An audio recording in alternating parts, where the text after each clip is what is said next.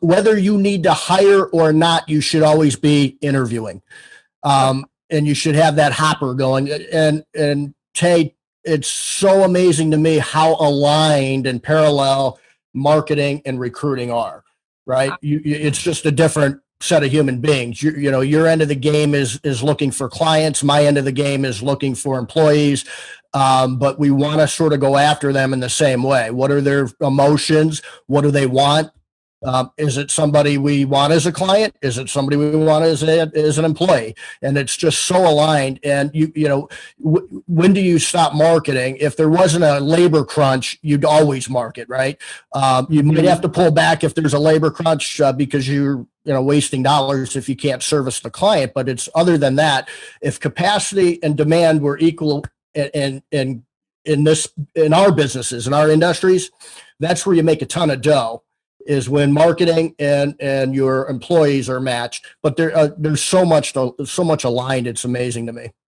No, there really is. And that's what I find so beautiful about when people talk about marketing and recruiting in the same aspect. A lot of the tools that you use when marketing towards your clients, you can still be able to transition those when marketing towards potential employees, I should say. So what are some key kind of marketing tactics in the recruiting side of things that you guys tend to use at Blue Sky that really see a great return for your client? Well, I think as it plays out with marketing, I would say that keywords and job titles, right? I mean, it's you deal on SEO and things like that, and Google's huge, obviously. And so a lot of that is very much in line with what recruiting is. And it's always amazing to me when I have demos every day talking about our recruiting service. And it's always amazing to me. Nobody takes the time to research the labor market. And I can't tell you how important that is. That's the first thing we do when we have a new client is we research the labor market. What are those key words? And I always give the example of Texas.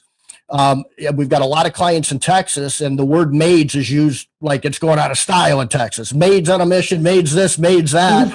Where I'm at in Cleveland, Ohio, I'd lose 70% of my application flow if I kept using the word maids. It's just not a key word that job seekers use here in this part of the country. I have no idea what a soda is. I buy pop, right? Those all those things matter. A sneaker, I couldn't tell you. Do you wear it on your head? I don't know. I buy tennis shoes. We really don't use those words where I'm at, but those words are certainly used in other parts of the country.